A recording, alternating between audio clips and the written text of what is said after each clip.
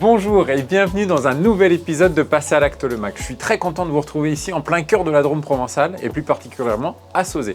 J'ai rendez-vous avec maître Gaël Morin et ensemble on va parler du mandat de protection future. Alors suivez-moi, on est parti.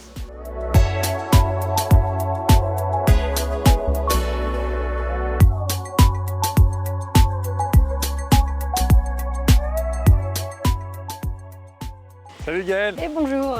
Comment vas-tu? Ça va super. Bon, je suis très content de te retrouver ici en plein cœur de la Drôme provençale. Oui, et moi de t'accueillir. Bon, en tout cas aujourd'hui on a un invité surprise, c'est le Mistral. Eh oui, alors surprise pour toi peut-être, mais Oui. nous on a l'habitude d'être vantés.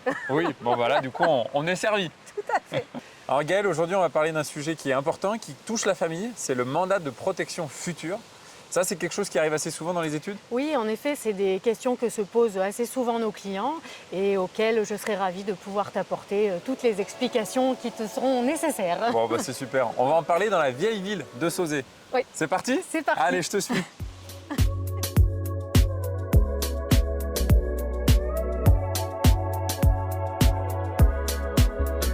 Alors Gaël, Oui. ce mandat de protection future, comment ça se passe?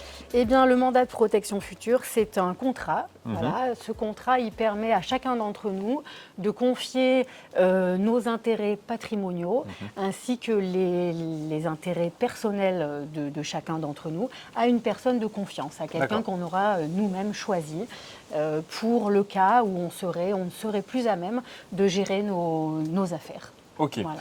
Alors concrètement, du coup, comment ça se réalise? Eh bien, ce mandat, il prend effet par soit un acte notarié, donc en allant voir son notaire, et à ce moment-là, on confie à la personne de son choix nos intérêts patrimoniaux, y compris la vente d'un logement. Les pouvoirs du mandataire sont alors étendus. Alors qu'on peut également réaliser cet acte sous seing privé, c'est-à-dire sans l'intervention d'un notaire, mais dans ce cas-là, les pouvoirs seront plus restreints. D'accord. Voilà.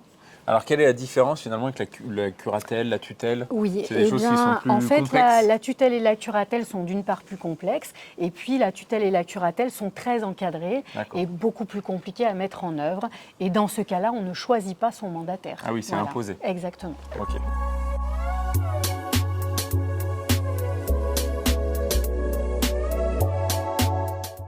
Et Gaël, qui peut être mandataire?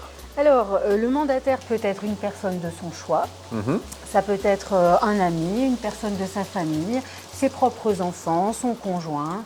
Donc on peut vraiment nommer la personne que l'on aura choisie. Ouais. Ok.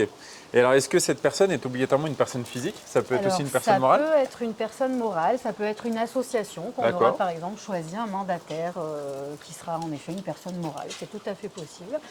Et puis, par ailleurs, on peut choisir à la fois un mandataire pour ses biens et un mandataire pour ses affaires personnelles. D'accord. Voilà, sa santé.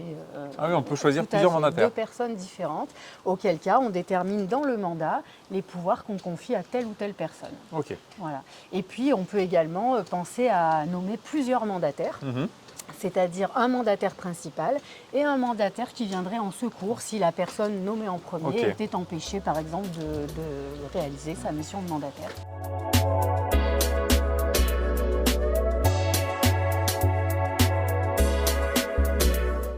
Alors, si je deviens mandataire, Gaël, j'imagine que je ne peux pas non plus tout faire. Et non, bien entendu, tu vas être limité, c'est-à-dire que tu ne pourras pas vendre la résidence principale de la personne et tu ne pourras pas, bien entendu, te faire attribuer des biens de la personne pour laquelle tu effectues le mandat. D'accord. Voilà. Bon, alors, est-ce qu'il y a un contrôle, quelque chose de global qui vient encadrer tout ça? Au départ, on a un contrôle par l'établissement d'un inventaire du patrimoine. D'accord. Donc, on fait l'inventaire du patrimoine de la personne. Et puis, toutes les années, on rend compte, par exemple au notaire, dans le cas du mandat notarié, des actions qui ont pu être faites sur une année. D'accord.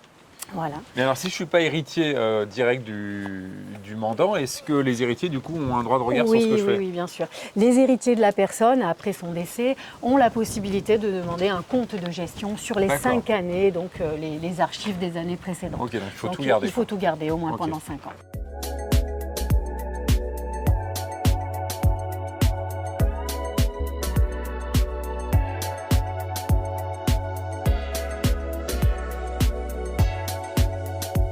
Gaël, merci beaucoup. Avec plaisir. On a passé un super moment malgré le Mistral qui nous a bien accompagnés. En tout cas, on a parlé d'un sujet qui était important. Et C'est puis, certain. ce qui est important aussi, c'est de rappeler qu'il faut l'anticiper Oui. au plus possible. Et oui, oui. Et en priorité avec son notaire. Et en priorité avec son notaire, bien entendu. Merci beaucoup, merci à Merci. toi, on se revoit bientôt. À bientôt. Au revoir Alex. J'espère que cet épisode vous a plu. Je vous rappelle que vous avez cet épisode et aussi plein d'autres épisodes et d'informations juridiques sur le site passeralacte.com. À bientôt, ciao.